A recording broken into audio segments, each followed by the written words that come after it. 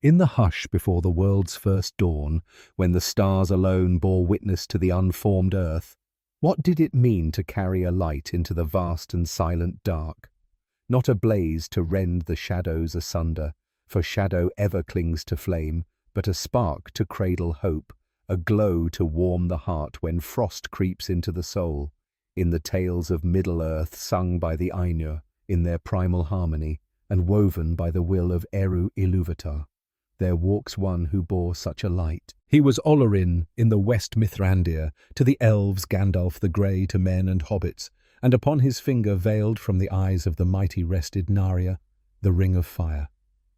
Not a fire to consume or conquer, but a flame to rekindle hearts, grown cold to stir courage where despair held sway.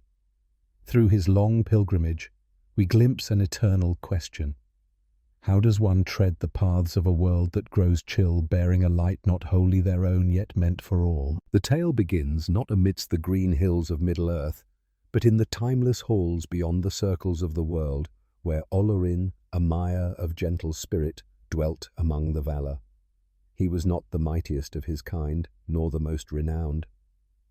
In unfinished tales, it is written that he seemed the least of the Istari, less tall than his peers, his hair grey, his frame bent as if by the weight of ages, leaning ever upon a staff. Yet within him burned a quiet wisdom, a love for the small and the overlooked, for the hobbits who tilled the earth in ignorance of grand destinies, for the men whose hearts wavered between valour and doubt.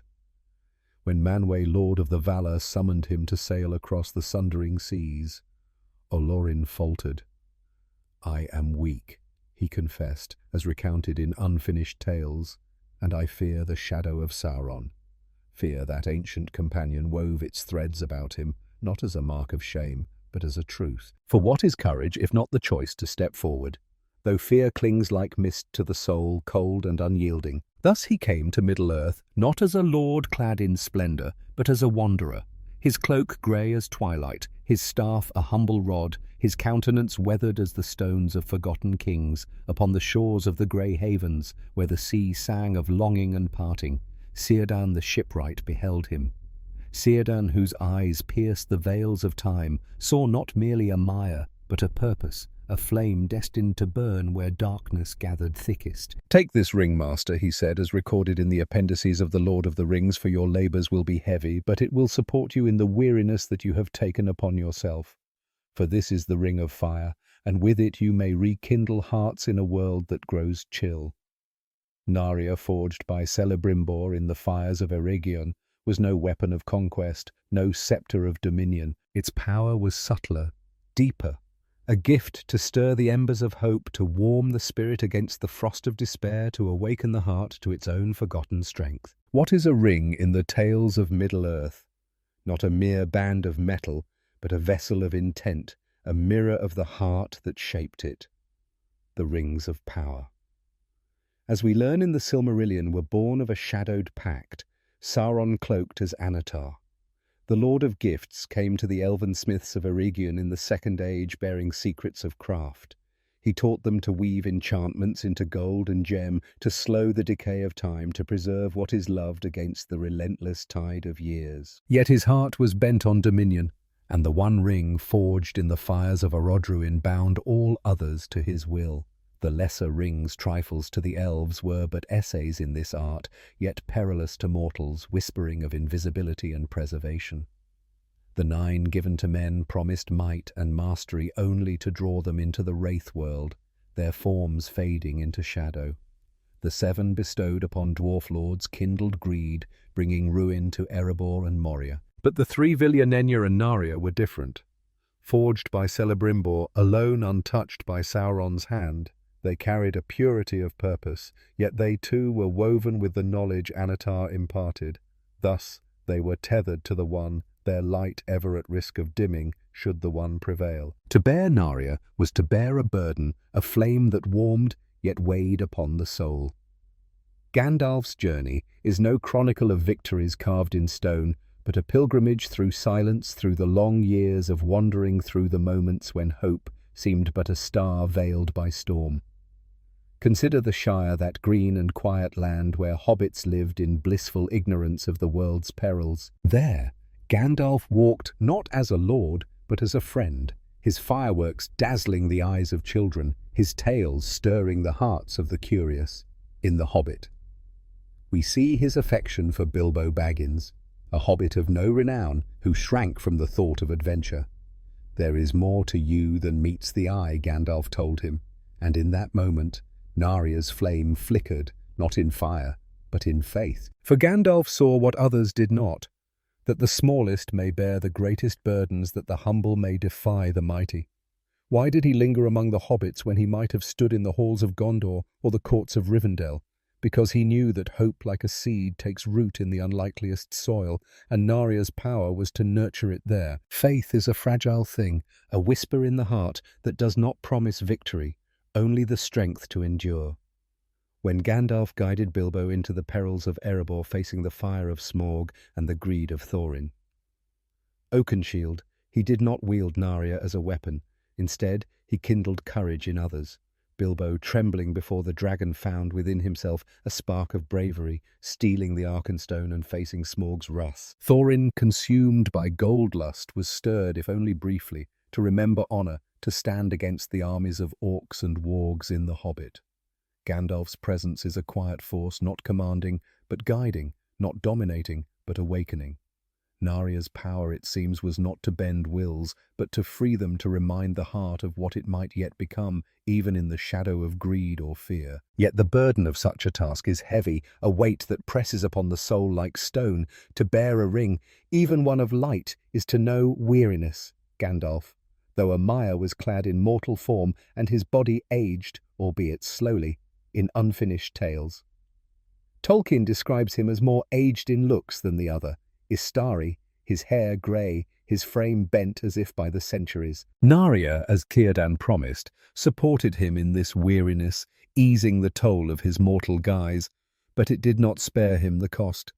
To kindle hope in others is to spend oneself to pour out one's flame that others might burn brighter. How often did Gandalf walk alone beneath the stars, his staff tapping the earth, his thoughts heavy with the knowledge of Sauron's growing shadow?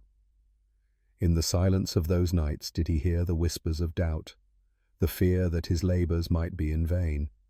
Did he recall the timeless halls where he had known peace and wonder, if he might ever return? Silence is the crucible of the soul, the place where fear takes root, where temptation grows like thorns in a forgotten garden.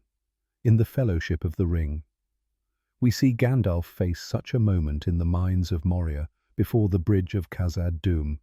There, in the deep places of the world where light falters and memory grows dim, he confronted a terror older than Sauron, a Balrog, a demon of Morgoth's ancient malice wreathed in flame and shadow. "This foe is beyond any of you," he told the Fellowship, his voice steady but grave, his eyes fixed upon the approaching doom. As he stood upon the bridge, staff and sword alight, Narya's flame burned unseen, not for himself, but for those he protected. "You shall not pass," he cried, and in that defiance he poured out his strength, his light, his very being. The bridge shattered, the Balrog fell, and Gandalf too plummeted into shadow, his fate uncertain. What did he feel in that descent? Not triumph, surely, but surrender. A surrender, not to despair, but to duty. For Gandalf's faith was not in his own survival, but in the purpose he served. In the Two Towers he later spoke of that fall. "Darkness took me, and I strayed out of thought and time." He wandered beyond the circles of the world, his spirit laid bare before Ilúvatar, until he was sent back clothed in white, his power renewed.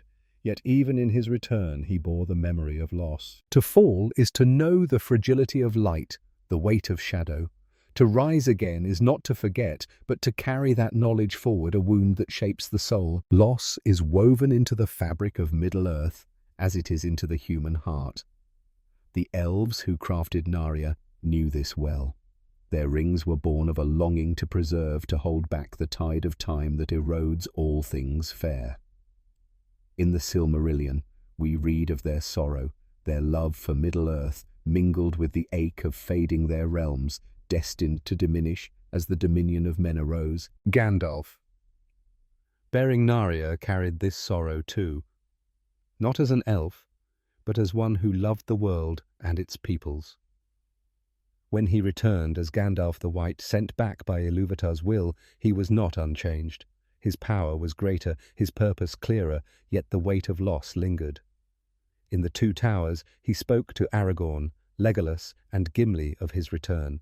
I am Gandalf the White, but black is mightier still. Even in his renewal, he knew the shadow's strength, the fragility of hope, the certainty that victory, if it came, would bear a cost. Temptation, too, shadowed his path, a whisper as old as the world, in the Fellowship of the Ring. When Frodo, burdened by the One Ring, offered it to him, Gandalf recoiled. "Do not tempt me," he cried, his voice sharp with urgency, "for I do not wish to become like the Dark Lord himself." Here we see the depth of his wisdom, the clarity of his heart. Narya, for all its purity, was linked to the One, its power woven with the knowledge Sauron had imparted to Celebrimbor. To take the One Ring, even with good intent, would corrupt him. His refusal was not weakness, but strength, the strength to remain a servant, not a master. How many in their longing to do good have grasped at power only to lose themselves?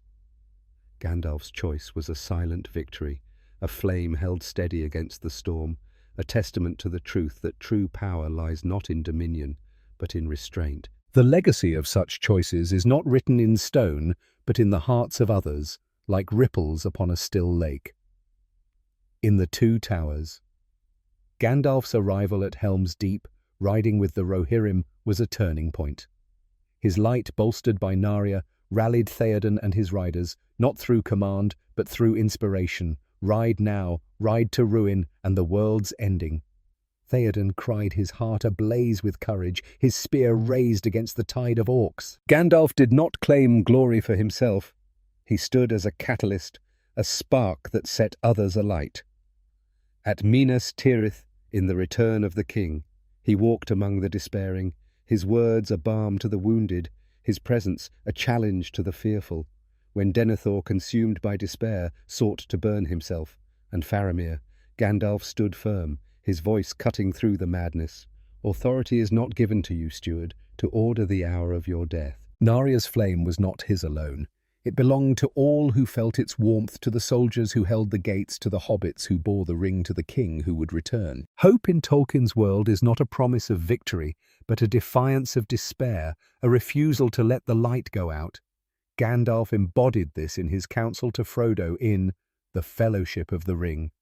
All we have to decide is what to do with the time that is given us. These words, simple yet profound, carry Narya's essence. They do not deny the shadow, but affirm the light within. Frodo, crushed by the One Ring's weight, was sustained by Gandalf's faith in him. Narya's faith, perhaps, in the return of the king. As Frodo faltered on the slopes of Mount Doom, it was not Gandalf's hand that carried him, but the memory of his hope kindled long ago in the Shire, in the quiet evenings when the wizard's tales had stirred a hobbit's heart to dream of greater things. Faith, too, is a flame that burns without consuming, a quiet certainty that endures beyond sight. Gandalf's trust in Ilúvatar's will, though never spoken overtly, undergirded his every step. In the Silmarillion, we learn that the Istari were sent to contest Sauron, not with might, but with guidance, to awaken the free peoples of Middle-earth to their own strength. Gandalf's power was not in spells or swords, but in his steadfastness, his refusal to abandon the world to shadow. When he stood before Denethor, whose despair had consumed him, Gandalf did not falter. "I am a steward, as are you," he said, "in the return of the king. I was sent to guard this city, and I will not flee." His faith was not in Gondor's walls, nor in the swords of men, but in the purpose that bound him to Middle-earth, a purpose woven by Ilúvatar's hand. Yet faith does not shield against sorrow, nor does it erase the ache of loss. The destruction of the One Ring in the Return of the King was a victory, but not without cost. With the One's unmaking, the three rings lost their power. Narya's flame dimmed, and the works of the elves, Rivendell's serenity, Lothlorien's golden boughs began to fade. Gandalf, who had borne Narya through centuries, knew this end was coming. In The Return of the King, he sailed with the Ringbearers to the west, his task complete. Did he feel loss, leaving Middle-earth behind the land he had wandered for 2,000 years? Or was his heart light, knowing he had kindled flames that would endure in the hearts of men, hobbits and dwarves? The appendices tell us he passed into the undying lands, but they do not speak of his thoughts. Perhaps in that final voyage he looked back upon the shores of Middle-earth, the sea a mirror of memory, and saw not endings but beginnings, the legacy of a flame that had burned for others. Legacy is not in what we keep, but in what we give, like a river that carves the earth, not for itself, but for those who drink from its waters. Gandalf's flame, Narya's flame, was never his to hoard. It was a gift passed from Théoden to him, from him to countless others. Bilbo, who found courage in the dark, Frodo, who bore the unbearable, Aragorn, who claimed his throne, Théoden, who rode to glory, Éowyn, who slew the Witch King. In The Hobbit, he sparked adventure in a reluctant hobbit setting in motion, a chain that would lead to the One Ring's finding. In The Lord of the Rings, he guided a king to his destiny, a hobbit to his sacrifice, a people to their courage. His legacy is not in monuments, but in moments. The laughter of hobbits in the Shire, the resolve of warriors at Helm's Deep, the quiet strength of those who carry on when hope seems lost. Fear, burden, legacy, loss, silence, temptation, faith, hope. These are the threads of Gandalf's tale woven into the tapestry of Middle-earth, a tapestry that mirrors our own world. To bear a light as Gandalf did is to know its weight, to feel its warmth, to risk its fading. It is to walk through shadow, not because the path is clear, but because the light is worth carrying. Narya's flame was not a promise of dawn, but a call to endure the night, to stand against the chill with a heart still burning. In the Fellowship of the Ring, Gandalf spoke to Frodo of Bilbo's finding of the ring. Behind that there was something else at work beyond any design of the Ringmaker, that something else was Ilúvatar's will, the song of creation that weaves all things, even sorrow, into a pattern of meaning. Gandalf's faith in that song sustained him as Narya sustained his weary form. Consider too the silence of Middle-earth after the ring's fall. In The Return of the King, the fields of the Pelennor are quiet. The fires of Mordor stilled, the world is changed, and Gandalf, who wandered its paths for millennia, prepares to depart. What is it to leave a world you have loved, to know that your light, though kindled in others, will no longer burn in the same way? The elves whose sorrow Gandalf shared faced this question as they sailed west. In the Silmarillion we read of their longing for the undying lands, yet their love for Middle-earth bound them to its fading Gandalf, though not an elf knew this ache. Narya, which preserved Rivendell and Lothlorien, could not preserve itself. Its power waned, and with it the works of the elves. Yet in that waning there is a deeper truth, that all things fair must fade, that preservation is not the holding of time, but the giving of oneself to what endures beyond it. Hope in its truest form is not the absence of loss, but the courage to love what must pass. Gandalf's love for Middle-earth was not in its permanence, but in its fragility, in the hobbits who laughed, the men who strove, the elves who sang. In The Two Towers, he spoke to Pippin of death. The journey doesn't end here. Death is just another path, one that we all must take. These words, born of Narya's flame, carry a hope that transcends the world's endings. They remind us that the light we carry is not ours alone, but part of a greater song, a melody that echoes beyond the stars. Temptation, too, is a thread that runs through Gandalf's tale, not only in his refusal of the One Ring, but in the subtler temptations of despair, of ease, of turning aside from the path. In the Fellowship of the Ring, when the Council of Elrond debated the ring's fate, Gandalf did not seek to lead, but to guide. He could have taken command, wielded his power to shape the outcome. Yet he chose silence, letting others find their voices. How often did he face the temptation to do more, to be more, to grasp at the power that Narya's light might amplify? Yet he remained a wanderer, a steward, a spark rather than a blaze. His restraint is a lesson in the humility of true strength. a reminder that the greatest victories are often unseen, won in the quiet of the heart. Silence, too, is a space where Gandalf's tale unfolds. In The Hobbit, he often vanished, leaving Bilbo and the dwarves to face their trials alone. In The Lord of the Rings, he was absent when Frodo and Sam struggled through Mordor, his guidance a memory rather than a presence. These silences were not abandonment, but trust. Trust in the strength of others, in the light they carried within. To kindle a flame is to believe it will burn without your hand to shield it. Gandalf's silences were his faith made manifest, his belief that the world, though shadowed, was not without hope. Fear, that first companion, never left him in The Return of the King, as he stood upon the walls of Minas Tirith, watching the hosts of Mordor gather. Did he not feel it still? The fear that all he had done, all he had given, might be swept away. Yet fear in Tolkien's world is not the enemy. It is the shadow that gives light, its meaning, the question that makes courage a choice. Gandalf's fear was his humanity, his love for Middle-earth made tangible. Without fear there is no sacrifice. Without sacrifice there is no hope. And so we come to the end, not with answers, but with a question that lingers like a song half remembered, a melody carried on the wind.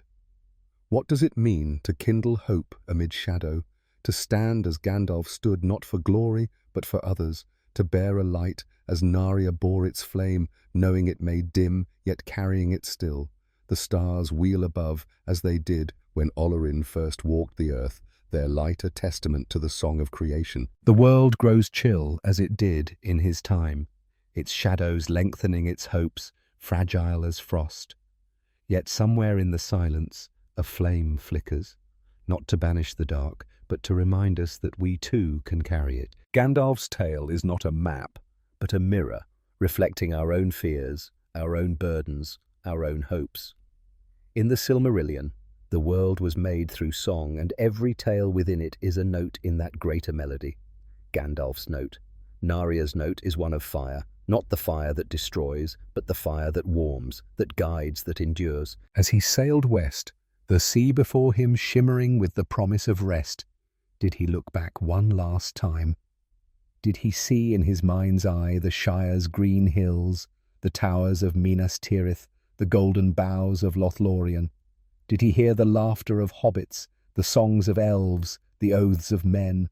Or did he simply close his eyes, trusting that the flames he had kindled would burn on in hearts he would never know? The song of Narya fades, but its echo remains whispering of courage, of sacrifice, of a light that endures beyond the world's endings. It is a song we all sing in our own way as we walk our own paths, bearing our own lights, facing our own shadows. The question remains, as it always will. What will you do with the flame you carry? Will you shield it, hoard it, let it dim in fear? Or will you give it as Gandalf did to a world that grows chill, trusting that even a single spark can set the darkness ablaze? Farewell, wanderer. May you find your flame and bear it bravely into the night that waits for us all.